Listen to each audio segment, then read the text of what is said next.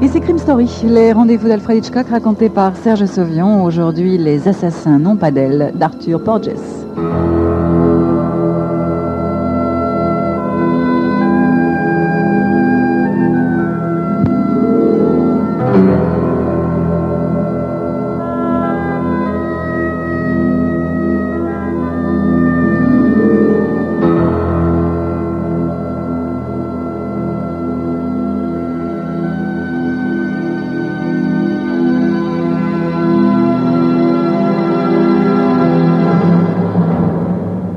Je commençais à croire qu'enfin le lieutenant de police Pacino n'avait plus de cas compliqués à résoudre. Il y avait bien 6 mois qu'il ne m'avait pas rendu visite.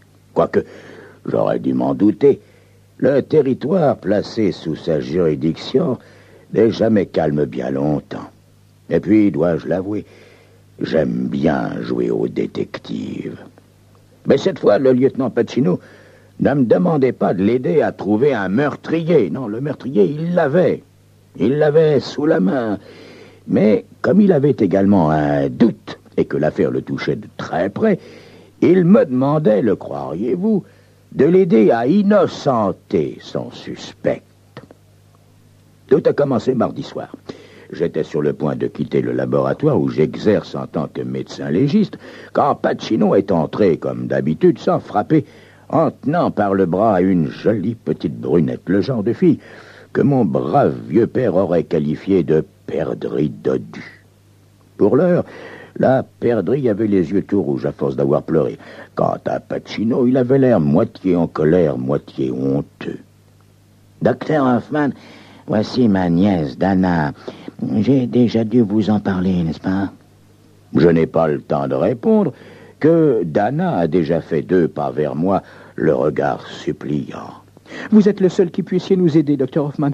Tout se présente mal. Je sais que Larry n'a pas pu faire ça, et pourtant, personne d'autre n'est allé là-bas. » Il a doucement. Enfin, lieutenant, si vous me résumiez d'abord les chapitres précédents. Voilà, docteur. Larry est son fiancé. Je l'ai arrêté sous l'inculpation d'un meurtre au 1er degré. Mais Dana est persuadée que Larry est innocent. Je lui ai souvent parlé de vous et maintenant, elle s'attend à ce que vous fassiez un petit miracle, comme d'habitude. Docteur Hoffman, vous pourriez vous y mettre demain.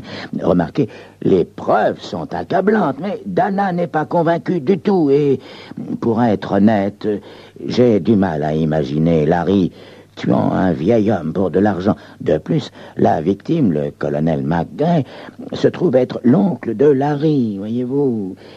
Soyez chic, Hoffman. Essayez de m'aider une fois encore. Bien. Si vous me racontiez d'abord toute l'histoire, lieutenant. Eh bien, voilà, docteur. La victime est donc le colonel McGray, l'oncle de Larry. C'est un ancien officier d'active âgé de 70 ans. Hier matin, de très bonne heure, il est allé sur sa plage privée avec son chien, comme d'habitude. Il a pataugé un peu sur le bord, puis il s'est assoupi sur une couverture. Et c'est pendant son petit somme que quelqu'un s'est approché de lui et lui a fracassé le crâne avec le lourd pommeau de l'une de ses cannes. Il semblerait bien que le meurtrier soit son neveu Larry, 24 ans, qui habite lui aussi la maison. Et le motif, lieutenant? L'argent, bien sûr, docteur. McGray en avait à l'appel. Larry n'est pas son principal héritier, voyez-vous, mais 150 000 $, c'est toujours bon à prendre à son âge. Larry veut être médecin et Dana prétend qu'il n'avait pas besoin d'argent. Son oncle devait l'entretenir jusqu'à la fin de ses études. Mais une fortune rapide peut tenter même un futur médecin. Oh oui, et pas seulement les futurs médecins, lieutenant. Mais comment au juste êtes-vous arrivé à la conclusion que Larry était l'assassin? Parce qu'il a agi comme un idiot, docteur. Comme un idiot, en laissant traîner assez d'indices pour faire condamner même un archange. Mais Pacino sort de la poche de son vieil impère un plan sur lequel sont indiquées la position du corps sur la plage et les empreintes de pas. Les empreintes du colonel et celles du meurtrier. Avant la promenade matinale du colonel, le sable était vierge de toute trace, lissé qu'il était par la marée de la veille au soir. Nous avons trouvé les empreintes du colonel allant de l'escalier jusqu'à la mer, puis de la mer jusqu'à l'endroit où il s'est couché sur sa couverture. Puis, il y a les traces de Larry qui vont de l'escalier jusqu'à son oncle couché et qui retournent à l'escalier. Aucune autre empreinte, si ce n'est celle du chien du colonel, une trace que l'on voit partout sur la plage. On ne peut accéder à la plage que de la maison ou de la mer. Pas moyen d'y arriver par les côtés, dominés par des falaises à pic. Bien sûr, j'ai vérifié toutes les empreintes, bien que cela n'ait pas été vraiment nécessaire. Larry reconnaît être descendu voir son oncle sur la plage vers 7h, 7h30, alors que le reste de la famille dormait encore. Il nous a même dit qu'il s'était disputé avec son oncle, ce qui n'était pas la première fois. Le colonel ne voulait pas qu'il épouse Dana, une pauvre fille sans dot, disait-il. Le vieux aurait été bien capable de lui couper les vivres. Quant à l'arme du crime, c'est la canne favorite du colonel. On l'a retrouvée dans la maison, dans son propre placard et sommairement essuyée. Il y reste encore du sang et quelques cheveux, mais le laboratoire n'a rien pu tirer des empreintes. Ça, c'est beaucoup plus embêtant, lieutenant. Bien, je ferai l'autopsie dès que le corps sera à l'hôpital. Pendant ce temps, établissez-moi donc une liste de suspects, mais pas trop longue, n'est-ce pas? Oh, docteur Hoffman, les suspects, c'est pourtant pas ce qui manque. Il y a 4 autres héritiers qui vivent dans la maison, et le colonel n'a jamais été un homme très apprécié, pas plus dans l'armée qu'ailleurs. Et des suspects volants, lieutenant, il y en a combien? Parce que, croyez-moi, il faudrait des ailes ou un moyen de transport aérien pour expliquer comment le colonel a pu être tué sans que le meurtrier laisse des traces sur le sable. En disant ça, j'ai dû avoir l'air drôlement convaincu de la culpabilité du jeune Larry. Dana fond en larmes et sort de la pièce en courant, suivi de son oncle, le lieutenant Pacino.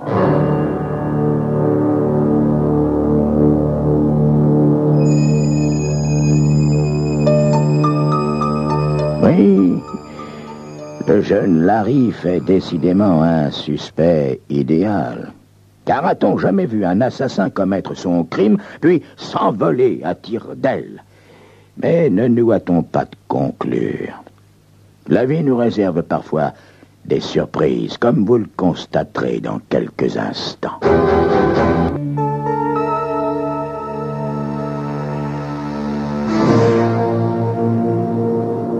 Puisqu'il n'y a aucune autre trace que celle laissée par le colonel avant sa mort et celle de son neveu Larry. Le corps du colonel arrive 2 heures plus tard et comme je n'ai rien d'urgent en train, je me mets aussitôt à l'œuvre. Le colonel McGray a bien été tué d'un éclatement de la boîte crânienne. J'ai à peine terminé que Pacino arrive avec l'arme du crime, la fameuse canne à pommeau d'argent. Lieutenant, McGray a bien été tué d'un coup sur la tête. Voyons cette canne. Et, à première vue, cela ne fait guère de doute. Le lourd pommeau en forme d'œuf a très probablement fracassé le crâne du colonel. Décidément, les chances du jeune Larry commencent à s'amenuiser sérieusement. J'avais eu le temps auparavant de faire l'examen de sang facile et rapide, puisqu'il suffisait de comparer les groupes. Et aussi, j'avais eu le temps d'examiner les cheveux au microscope. Pas de doute de ce côté-là. Pacino regarde les résultats et devient si pâle qu'il fait peine à voir. Écoutez, Pacino, histoire de vous remonter le moral, si on s'intéressait un peu aux autres suspects. Ah, si vous voulez, docteur Hoffman. Il y a les 2 fils du colonel, Harry et Wallace. Et aussi un cousin, Gordon Wheeler. Il y a 3 domestiques, mais eux n'ont aucun motif de tuer leur maître. Leur avenir était assuré que le colonel vive ou non. L'héritage de McGray représente plus de 2 millions de dollars. Les deux fils touchent 500 000 dollars chacun, Larry 150 000 et le cousin Wheeler 100 000. Le reste de la fortune ira au musée local à condition qu'il expose en permanence toute la collection d'armes du colonel McGray. Mais tout ça ne nous avance pas beaucoup, n'est-ce pas, docteur? Dites-moi, j'ai pensé à une chose. Si on allait faire un tour à la maison du colonel demain? C'est une excellente idée, lieutenant. Alors, à demain. Le lendemain matin, à 10 heures, nous nous retrouvons à la maison du colonel. L'endroit est assez imposant. C'est une grande maison spacieuse de 2 étages avec, par derrière, un escalier pour descendre les 20 mètres de rocher conduisant à la plage privée. Je ne perdrai pas de temps à vous décrire les membres de la famille, tous en bonne santé, des gens athlétiques et fonceurs. Ils ont l'air sincèrement désolés pour Larry, mais ne doutent pas un seul instant de sa culpabilité. En revanche, la collection d'armes du Moyen-Âge du colonel aurait mérité une visite détaillée. Les murs sont couverts de dagues, de haches de guerre, de lances, de piques, d'arcs, d'arquebuses. Il y a aussi des armures magnifiquement astiquées. Le cousin Gordon Wheeler, conservateur de ce musée familial, est visiblement très fier de cette collection et, à force de faire des recherches pour le colonel, il est devenu lui-même un expert dans le maniement de toutes ces armes.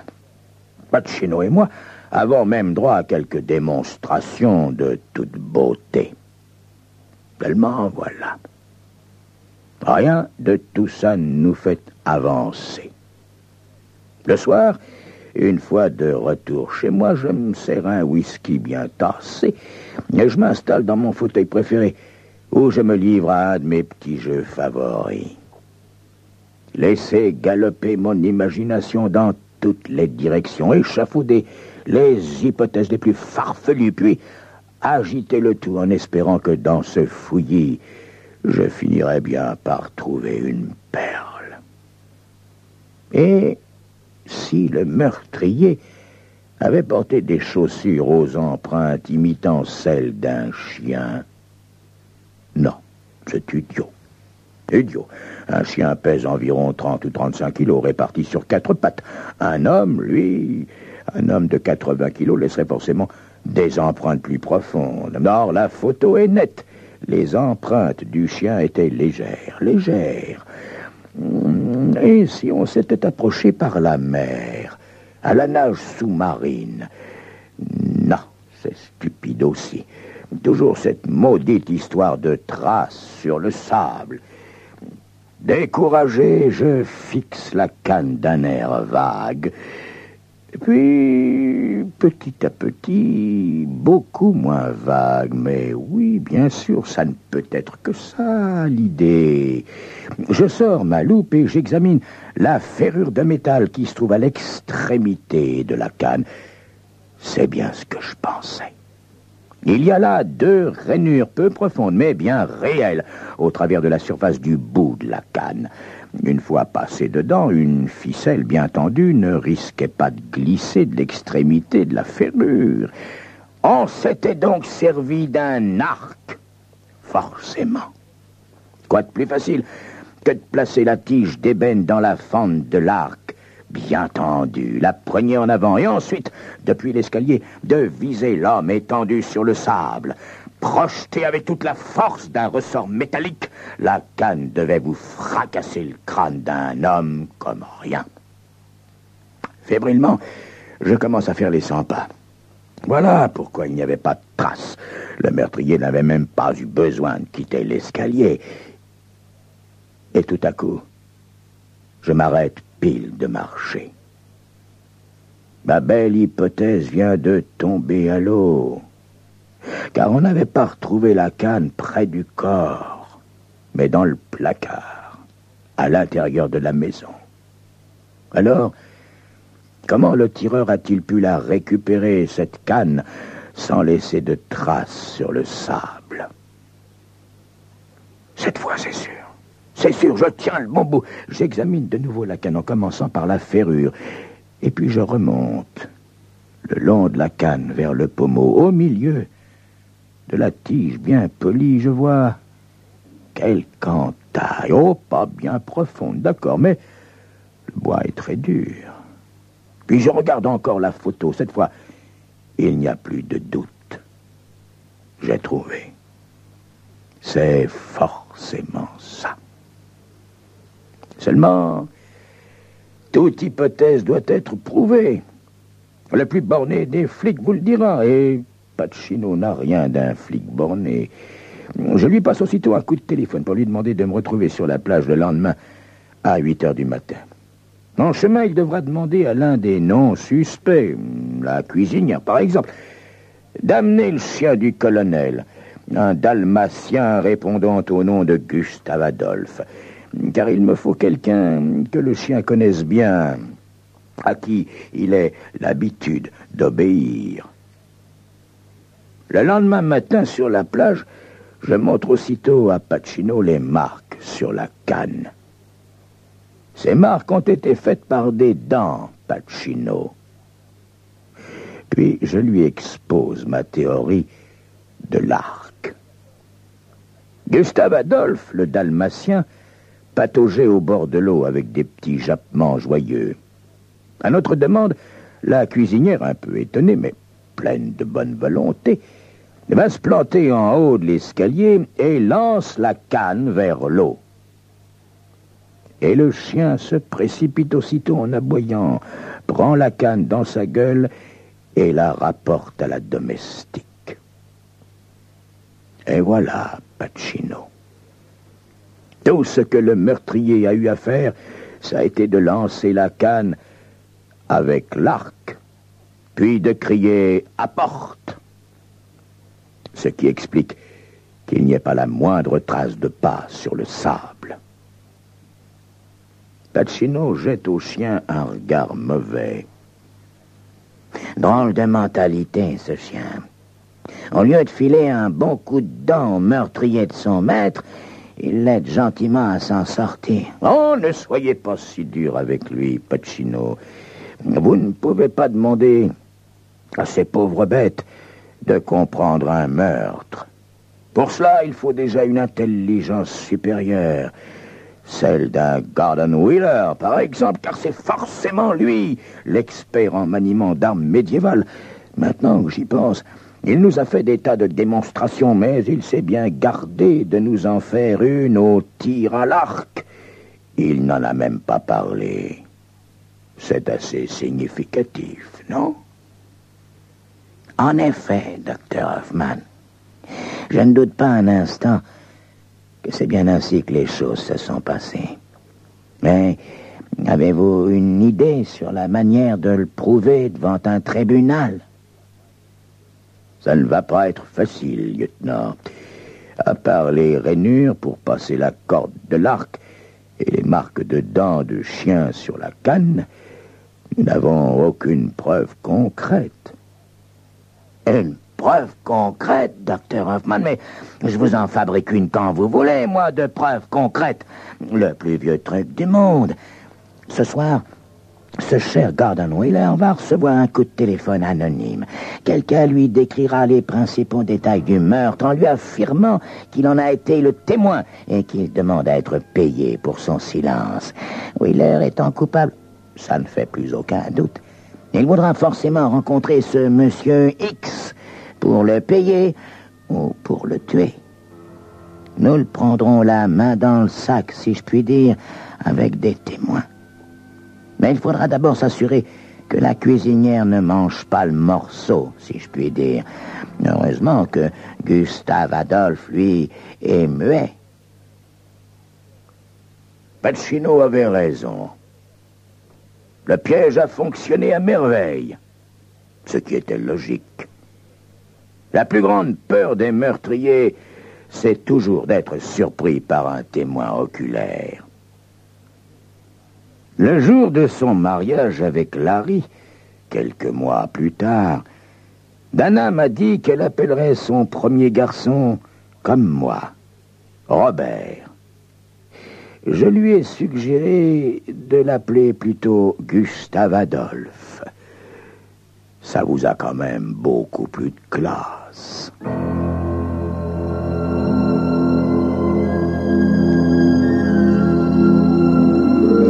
C'était Crime Story, les rendez-vous d'Alfred Hitchcock racontés par Serge Sauvion. Aujourd'hui, les assassins n'ont pas d'ailes d'Arthur Porger.